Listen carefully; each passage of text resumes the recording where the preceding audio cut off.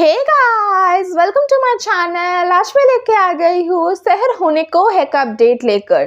तो हम आज देखेंगे सहर बहुत बहकी बहकी बातें बोलती है क्योंकि माहिद उसका पीछा छोड़ ही नहीं रहा था और उसको सच भी नहीं बताना था माहिद को, क्योंकि सहर अभी माहिद पर भरोसा नहीं कर सकती है क्योंकि उसकी मम्मी ने कहा था कि सारे लड़के एक जैसे होते हैं। तो सहर विश्वास करना भी चाहती है माहिद को, लेकिन वो कर भी नहीं पाती। तो वो किसी भी तरीके से कुछ भी बहाना बना के वहां से निकल जाती है और माहिद को भी समझ नहीं आ रहा होता है कि ये इतनी बहकी बहकी बातें क्यों बोल रही है।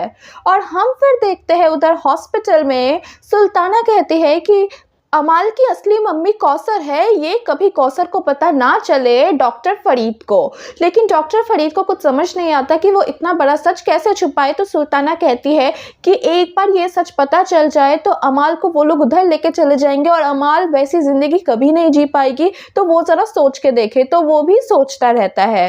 और हम दूसरी तरफ देखते हैं दोनों घरों में जोर शोर से तैयारी हो जाती है मेहंदी की, क्योंकि कल मेहंदी होने वाली थी। और उधर हुस्ना भी आ जाती है, माहिद की मेहंदी है इसलिए। हुस्ना माहिद की फूफी है और फिर माहिद आ जाता है। उसको समझ नहीं आता ये सब घर में क्या हो रहा है और हुस्ना को देख के काफ़ी ज़्यादा खुश हो जाता है माहिद। लेकिन हुस्ना माहिद से नाराज़ है क्योंकि उसकी मेहंदी है और कल शादी है और ये उसी को आज पता चल रहा है। तो वो काफ़ी ज़्यादा नाराज़ होता है माहिद से और माहिद को भी समझ नहीं आता कि इतना जल्दी सब कुछ कैसे हो गया। तो दादा हुजूर कहते हैं कि हमने ना पूरे गाँव वालों को बता दिया है, इसलिए ये मेहंदी कल ही होनी है। अब माहिद के मन में ये लग रहा है कि सहर इसलिए तो ये हरकतें नहीं कर रही क्योंकि उसको ये शादी नहीं करनी है। तो अब उसको सहर की रजामंदी चाहिए क्योंकि वो नहीं चाहता है कि सहर उससे बिना मर्जी के शादी करे। तो अब उसको उसकी मर्जी जानना है कि उसकी इस शादी में हाँ है कि नहीं। और उधर सहर भी घर पहुंच जाती है और उधर डॉक्टर फरीद भी गेट के बाहर उससे मिलता है। लेकिन सहर कहते हैं कि अभी आप जाइए, हमारे लिए मुसीबत मत बढ़ाइए। और फिर वो घर के अंदर घुस जाती है और फिर उसके पापा उससे पूछते हैं तुम्हारी मम्मी मिली क्या। और फिर सहर कहते हैं कि अभी तो नहीं मिली, लेकिन हम बहुत जल्द ढूंढ लेंगे।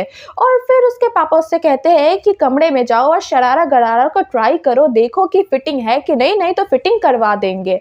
सहर अंदर चली जाती है और उसे समझ नहीं आ रहा, बस उसको इतना समझ आया है या तो अम्मी को इस घर में छुपाया गया है या तो पड़ोसियों के घर में। तो अब उसको किसी भी तरीके से उसके अम्मी को ढूंढ निकालना है। और फिर माहिद भी पहुंच जाता है सहर के घर में और फिर परवेज से मिलता है। तो परवेज कहता है कि कैसे आना हुआ। तो माहिद कहता है कि ये लीजिए, इसी जगह में मेहंदी और शादी होगी, तो ये दादा हुजूर ने हमें देने के लिए कहा है। तो परवेज ने कहा कि उन्होंने कहा है तो हम पूरा ध्यान रखेंगे इसके बारे में। और बातों ही बातों में माहिद फिर परवेज से कहता है कि हमें सहर से मिलना है।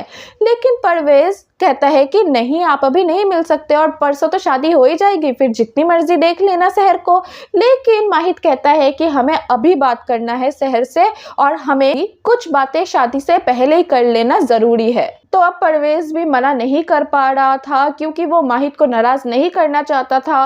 तो परवेज कहता है ठीक है। और परवेज के मन में ये डर बैठा रहता है कि सहर कहीं अपना उम्र ना बता दे माहिद को। फिर परवेज सहर को बुलाने चला जाता है और उधर हम देखते हैं सहर लड़कों के कपड़े पहन लिए थे, मतलब अपना गेटअप चेंज कर लिया था क्योंकि उसको इस घर से निकलना था और वो नहीं निकल सकती थी अपने असली रूप में क्योंकि परवेज उसको जाने नहीं देगा।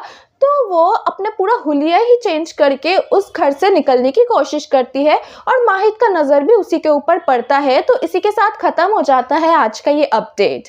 तो क्या लगता है आपको, क्या सहर अपनी अम्मी को ढूंढ पाएगी? क्या कौसर इस शादी को रोक पाएगी? ये सब कुछ कमेंट सेक्शन में लिख के बताइएगा। फिर मिलेंगे एक नए अपडेट के साथ। Bye bye.